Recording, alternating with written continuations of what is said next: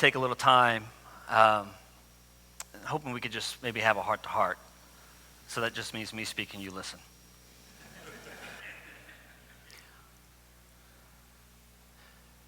Because if we're not careful, we might spend most of our lives either living in the past or trying to live in the future. You know, in the past, that's where your regrets lie. That's where your regrets come from. In the future, that's the source of your worries. And if we're not careful, we'll spend most of our lives either regretting what was, whether good or bad, or what might come. Might be one of the reasons why we don't connect with maybe Paul's words in Philippians chapter 3, I believe it's verse 13, where he talks about leaving his past behind. Or maybe even Jesus' words in Matthew chapter 7 when he says, do not be anxious for anything. I like the word worry instead of that because of the issues we have with anxiety and the way we use the words nowadays. We're not talking about the medical condition of anxiety necessarily here. But worry. And we read those things and we don't necessarily connect with them. And I believe it's because we're either living in the past or constantly trying to live in the future. Ironically enough, it's when we are able to be present in the moment and nowhere else that we're able to remove regret and worry. And so if we're not careful, we'll spend most of our lives living in the past or trying to live in the future, instead of being present in the moment. To be present in the moment. To have our eyes opened to the present moment. It's like being awake to what's always been right in front of you. Like the kid tugging on your leg, just begging for you to pick it up, right? Or to stop and play that game. Or to get them something to drink when it's most inopportune time for you. Or for that teen who they just need to know that they matter. Or to that spouse who loves you unconditionally and just is patiently waiting for you to return that same love. So being present in the moment, being awake to the moment, is like having your eyes open to what's already been there, what has been there all alone, and yet getting caught up in it and being filled with and driven by this sense of appreciation and thankfulness and joy even, and even awe and forgiveness and compassion and love in the moment. We spend most of our lives, so much of our lives, I'll be careful not to paint too broad of a picture, but I think we spend most of our lives regretting not loving like we should have in the past and thinking about how we might do that better in the future, and we don't seize the moment in the present to love what's right in front of us. We don't even see it. It's just constantly this. And if we're not careful, life's going to fly right by us and we will have missed it all. That's truth. That's gospel truth. That's truth. If we're not careful, life's going to fly right by us and all we will have experienced is regret or worry. If we're not careful, life's going to fly right by us and we will have been stuck living in the past or constantly worried about what's coming and we will have missed this present moment. If we're not careful, we will have missed all of this. All of the opportunities to build that relationship, to say, I love you. The opportunities to mend this relationship, the opportunity to forgive, the opportunity to do the thing that you've been needing to do, that you know you should do, but you just haven't given it the attention that you need to. Missed the opportunity to be who and do the thing that you're created to do. Miss the opportunity to even find out what your gifts are, who you are as a person, and your place in this world, and what you can provide, what you bring to the table. Well, I believe we all do, no matter where we come from, no matter our backgrounds, our heritage. You as a human being bring something to the table that is unique. And the world and life can pass us by, and we not even aware of what that is. If we're not careful, we'll have missed the opportunity to love, to be love, to be loved and receive it.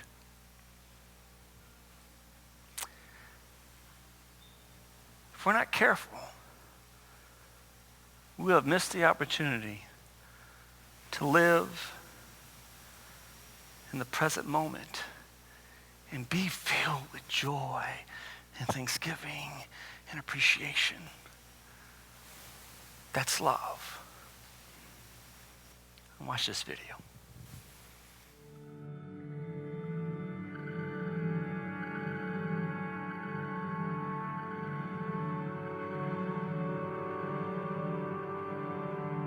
My 3-year-old daughter recently burst through the front door of our house, and she ran into the room that I was in, and she's waving this new blue plastic shovel, and her eyes are as wide as they can get, and she's darting back and forth going, "Dad, Dad, Dad, new blue shovel, Dad, Dad, new blue shovel, Dad, new blue shovel." You can just see all the gears in her mind spinning, imagining all of the holes that we're going to dig together in the sand. It's like she held in her hand an entryway into a whole new world of possibility and potential. All of it because now she has a new blue plastic shovel.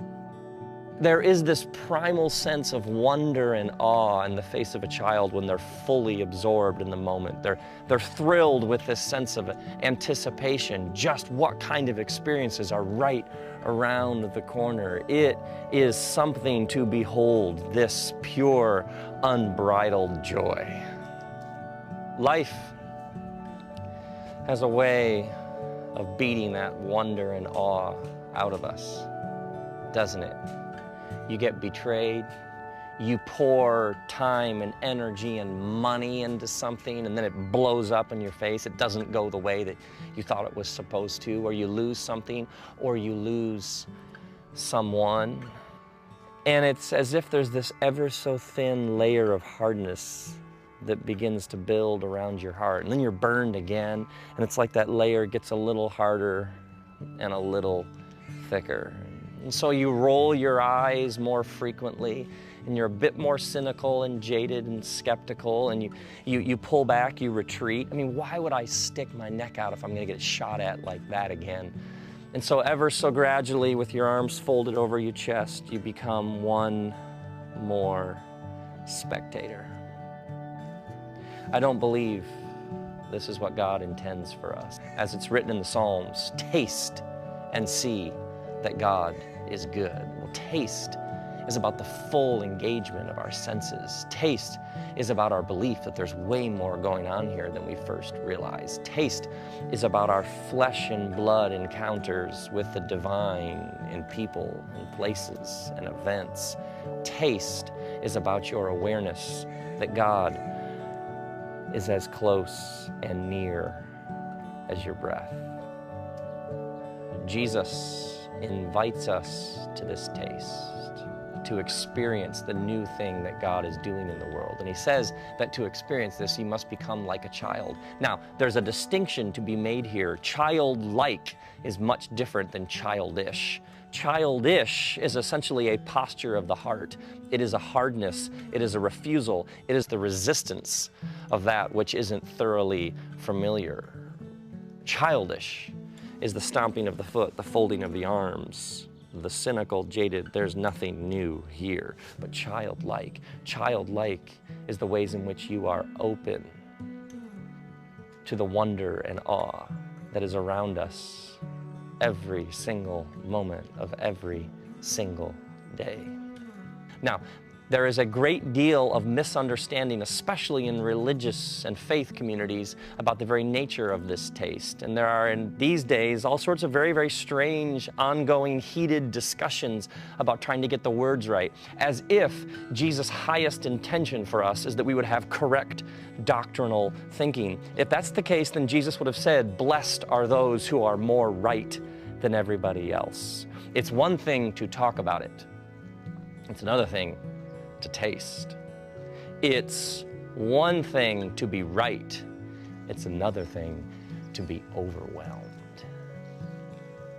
I actually think this is why so many people, you hear them using this cliche, which is such a cliche that it's become very, very true for so many people when they say, "I am spiritual but not religious." I essentially think what people are saying is that the very institutions that were supposed to cultivate and nurture this wide-eyed sense of wonder about life in God's good world have failed at some very, very profound level, essentially becoming so caught up and so deeply, deeply obsessed with defending and analyzing and holding everything up to this predetermined set of criteria that they at some deep, deep, deep level lost the ability to be surprised, to be filled with wonder and awe. It's interesting when Jesus talks about what we would say would be criteria or results or proof or whatever you want to call it.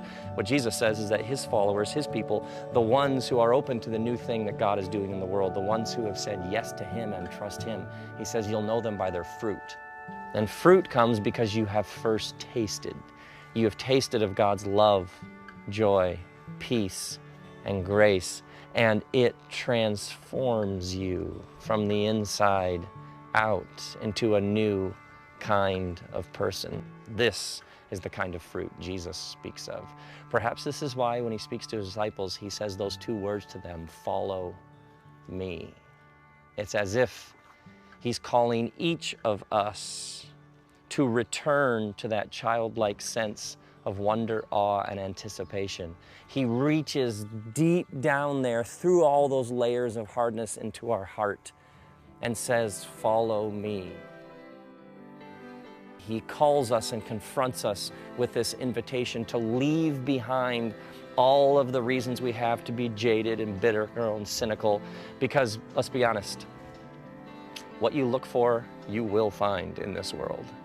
He calls us to leave behind all of our reasons for folding our arms over our chest and becoming one more spectator. And he says, "Come, follow me, move beyond all that." We all want to be successful, but what we really want is wonder and awe. That's our real desire. Jesus invites us to an experience, to a taste of the full, vibrant, dynamic, electric life of God, which he insists is available to every single one of us right here, right now. So may you rediscover this childlike sense of discovery and anticipation. May you be open to the new thing that God is doing right here, right now. And may you be wide-eyed and filled with wonder and awe.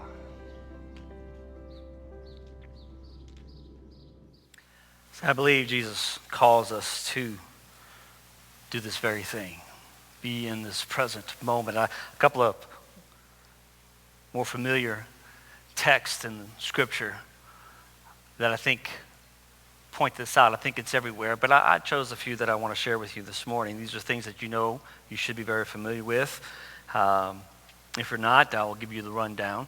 Luke chapter 10, verses 25 through 37. This is the parable of the Good Samaritan. I want you to understand and just take a step back. We have a tendency, I do this, we all do this, have a tendency of going into text and pulling it apart, ripping it apart to really to the subatomic level, there's nothing left, and we're still scratching our heads wondering, what does this mean? How does this apply to me? We can walk away explaining away a context and all the various parts in it and what it would have been like to be this man and that woman and this person and to eat this and be there and live there. But we still walk away in so many instances thinking that we know a little bit more, but there really is no way to apply it. We haven't really learned wisdom. But Jesus gives us wisdom. And part of the wisdom that we receive through his teachings is this very thing. Learning what it looks like to be present and to seize the moment in that moment. So, parable of the Good Samaritan, lots of things we could take away, right? Lots of different avenues and perspectives and approaches that we could take to this. I'll give you one very fast. You have a man who was robbed and beaten and left on the side of the road for dead. You have 3 people who come in contact with him. The first 2, priest and Levite. Don't get caught up in the fact that they're priest and Levite. Sure, there's some things that we can learn from that and who they were and they represented, and maybe some things that Jesus was trying to teach them based on his crowd and who priests and Levites were and how they acted during his day. Sure enough, but don't miss this. They're going about their day, and when they come upon this man who's left on the side of the road dead, they did not seize the moment to be present in that moment and do the right thing. Sure, they might have had their excuses. No different from us. Who cares what those excuses were? They were just excuses. So they go on. It took a Samaritan man to come along and seize the moment and do the right thing. He became present in that moment, irregardless of his schedule, irregardless of what he had planned on doing and where he was going. He decided to stop, and the only thing that mattered in that moment was what he came across and the opportunity to do the right thing. And that's what he did. He did the right thing. I believe that Jesus is calling us through this text to be present to the person in need when we come across them, whoever they are, wherever they are, at whatever time it is. Seize the moment to be present in that moment where nothing else really matters. The only thing that matters is this person. Sure, this situation. By you stopping, by you helping, by you engaging, by you divesting yourself into this, there may be some consequences. Sure enough, there may be. But Jesus calls us beyond that. He says, be present in the moment to love, because that's more important. Everything else hangs on this, to love. A few other, Luke chapter 8, verses 43 through 48. I love this text, specifically this particular instance. Jesus is in a crowd of people. Now you need to imagine yourself being at a concert. You're at a concert, but you're not just at any concert, okay? You're at a rock concert, okay? The one where people actually get up and move, right? Where they act like they actually like being there while the song is being played, okay? That kind of concert. And you're on the floor towards the stage. And all you can do is try your best to breathe, okay? Because the pressure is all around you. And all you can do is try to breathe and stay upright. Because you don't control which direction you're going. That's the kind of crowd Jesus was in. He was being swayed back and forth. The pressure was coming in from all sides. Lots of things are happening in this text. Lots of things are happening in this massive picture here. But there's one specific thing that I want to draw your attention to. There was a woman who had been hemorrhaging for a long time. She was messed up from what doctors had done to her, from the things that she had experienced. Somehow, though, she made her way through the crowd. I like to think, and I believe, she probably got down on her knees like a child and crawled. Could you imagine what that would have been like? Regardless of what happened, whether she just made her way to Jesus, at some point she gets on the ground and she reaches through all the nasty feet and legs and she touches the hem of Jesus' garment. And she's healed. And Jesus knew it. And he could have just kept going, but he didn't do it. What did he do? In the middle of that sea of people, he stopped. It is hectic. It is chaotic. He stops and he draws attention to her and to what has happened. Jesus sees the moment in the midst of all of the other things that were going on.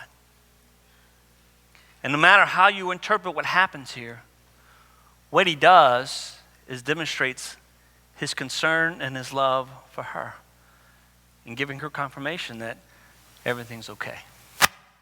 You've been healed. And so when I look at a text like this, I think of all those days in which things are extremely hectic. We're either in the middle of it or maybe it's towards the end of the day. You know, there are times whenever I go home and I best sit in my truck for a couple of minutes before I get out, right? Because it's been a hectic day. It's been a stressful day. And you really haven't had time to calm down. So that when you walk in through that door, all those kids' voices, all their demands, they have no clue what you've been through. They have no clue what's been going on with you. All they know is about what's happening in their little world, and that's it. And that's all that matters. And in that moment, I have to seize that moment to show them that I care about what's happening inside their world. And so whenever I look at a text like this, I think about all the times in which we have hectic days. We're in chaotic situations, and it's really easy to overlook simple, small things that can be important, that if we but just give it some attention, it makes a massive impact. Yeah, by stopping and showing that, you know, those moments where it's so easy to justify not talking, not giving the attention, dismissing because, well, I got this thing over here, or I got so much going on right now that this is too much for me. Whenever I look at this text, it reminds me to be present, even in the midst of chaos, to the little things or the things that seem little, and recognize the impact, powerful impact that you might have by just being present in that moment. Another one is John 4. Look at the woman at the well. We know the story. We like talking about the story because we know it so well, right? We like talking about things we know about.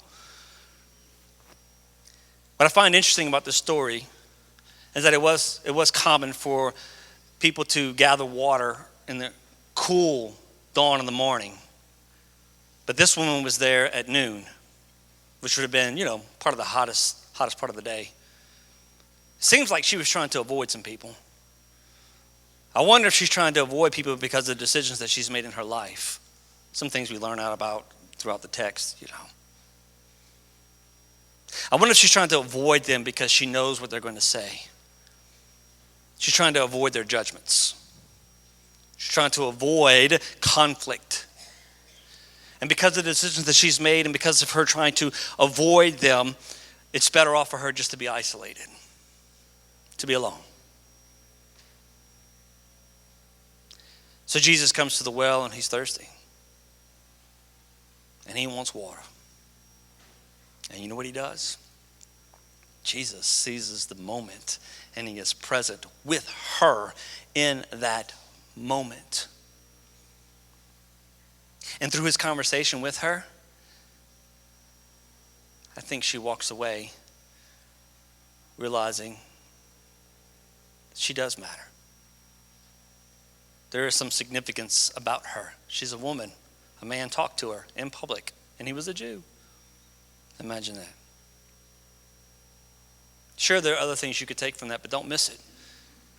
You can't take away any of those other things unless Jesus chose to be present in that moment.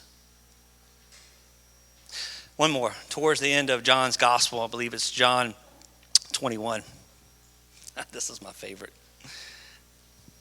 Jesus asks Peter, "Do you love me?"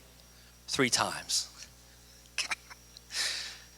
It's so funny because, and I've done this too, and we fall trapped to this. We'll get caught up in the various words for love and define those things. And it's good. Look, I do it. I get it. I understand it.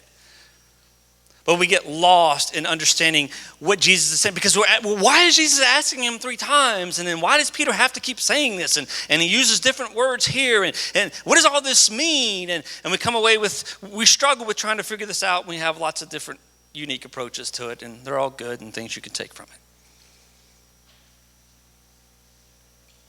But don't miss this one. Peter had already denied Jesus 3 times. There's some significance to this. Now, I don't know the course of events, but I'm just going to take them based on what the Gospels kind of tell us. They don't tell us everything. They don't. I don't know if this is the first time that Peter had like a face-to-face, one-on-one conversation with Jesus. I know he was present there when Jesus appeared in a couple other places. Some things happened. But let's just assume that this is the first time that Peter is directly speaking to Jesus. Jesus has verbalized some things to him. Is trying to grab his attention. Eyes on me, right? Eyes on me. That is Jesus telling Peter that. I'm not telling you, put your eyes on me. Let's just imagine this is the first time.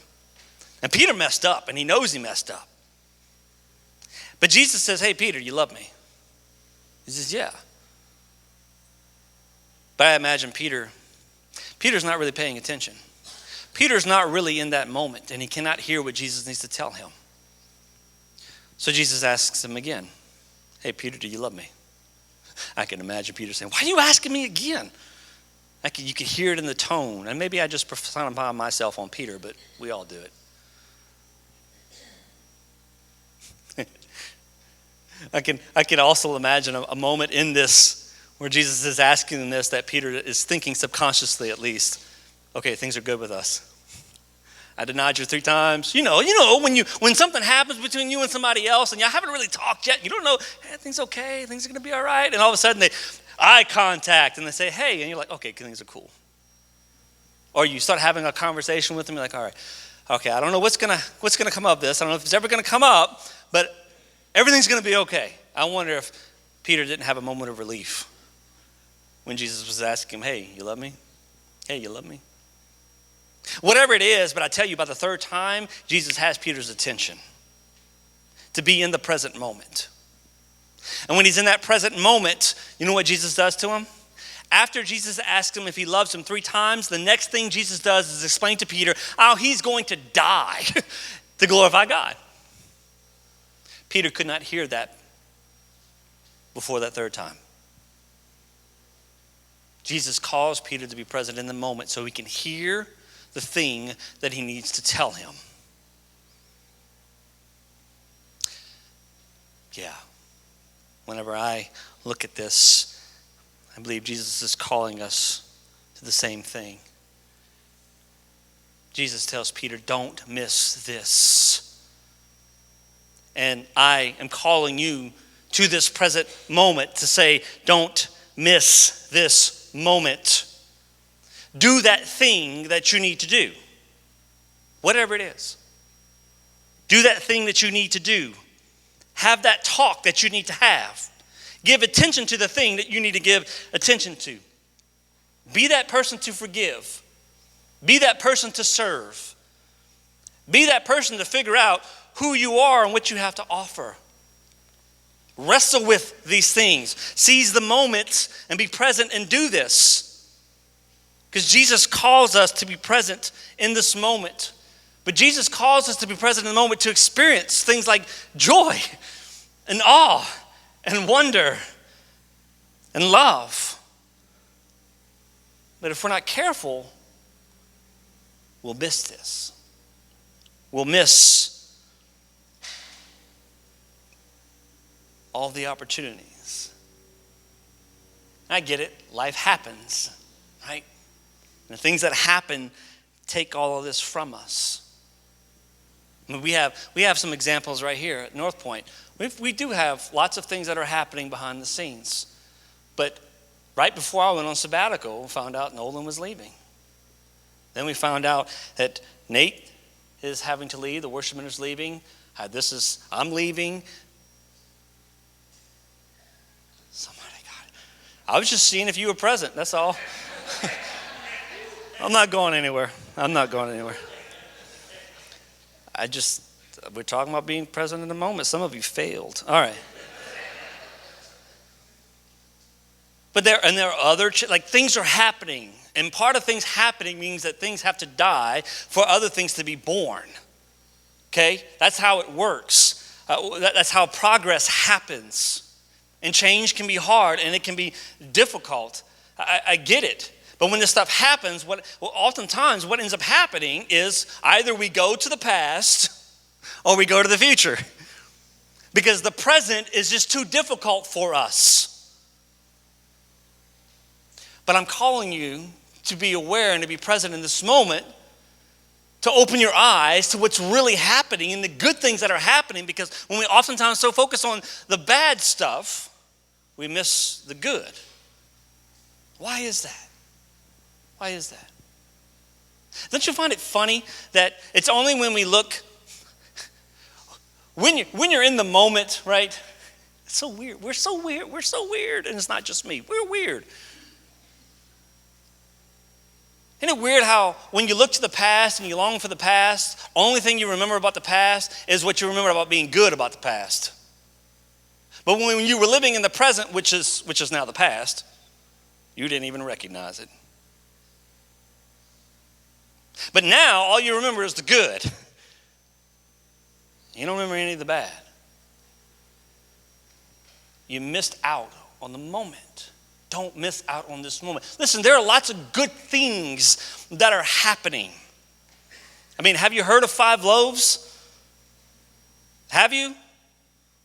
You recognize what's going on with that and how it has exploded and become something far bigger than North Point? Listen, if North Point shuts its doors, 5 loaves still goes. Nothing is keeping it from operating. It's its own thing. If 5 loaves closes, North Point doesn't have to close its doors. It has taken a life of its own. And what's happening there is amazing. It's that good thing, that thing that can fill you with awe and wonder and excitement. Have you heard of Kids in Divorce? Grief Share? You heard of the blended family thing that's happening? I mean, the quilters, I missed it last week, man. I was really looking forward to seeing all of that. I really wanted that upstate. It was, come on, man. Somebody's going to be warm and comfortable. Somebody's going to take something and hold it in their hand, and they're going to see that as precious. And they themselves are going to be filled with thanksgiving, maybe awe and joy. Maybe they will feel the love by which these things were made. And those were made by these women. I mean, there might be some men in the quilters. No men in the quilters. Come on, guys. What's wrong with y'all, man? It's 2019. Get in there. There's a lot of good stuff that's happening. Don't allow what you see as bad to override or overshadow the good. There's plenty to be in awe and wonder about right here, right now. Sure, there are always things that you can improve on. That's always going to be the case. And even while we're working towards improving, let's not ignore and let's acknowledge the good that's happening, the things that can fill us with this excitement and joy and wonder and awe. Don't miss this moment. Don't miss this opportunity to see what's actually happening, to see those things that could fill you with joy and wonder. I guess my question is, are we willing to wake up to the present moment and be filled with joy and awe and wonder and celebrate what's going on around us? Or Are we willing to do that thing? Right? To talk to that person, to get plugged in, to volunteer? Are we willing to stop and really listen to others and engage in conversation?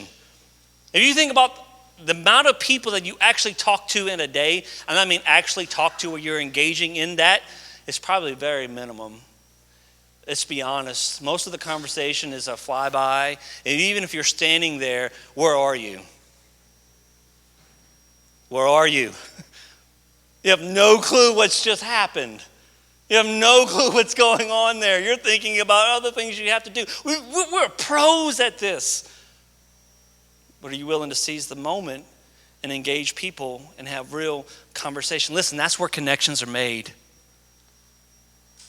For connections to happen, it's not about programs or more things. Yeah, those things could help, give you opportunities, sure. But if you want to make connections, you know what it takes to make a good connection? A change of heart.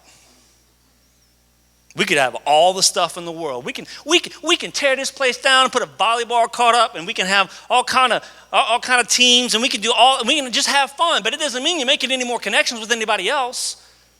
You can have all the activities that demonstrate maybe avenues for it, but it doesn't mean it's going to happen. These connections are going to happen. I give this as a bonus. Connections, they're going to happen through a change of heart. And that change of heart happens whenever we begin to be present in the moment. So the question is, are we willing to be present in the moment? Or are we willing to wake up from the past and live in the present moment and do what it takes to connect with people in the present moment?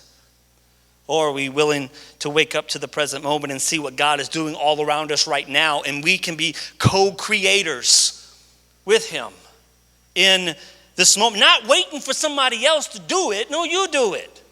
You be that with you, with us.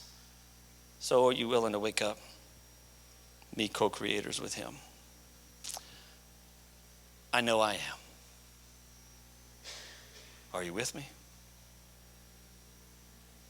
Let's pray. God, wake us up to the present moment. Help us to remove any distractions that keep us from being filled with joy and awe and wonder at what's going on around us and what's available to us and at what's possible with us. Remove those things that keep us from enjoying a life with those that are around us. Give us boldness to leave behind the past and awake to this moment. Give us understanding of how to think of the future without missing this moment.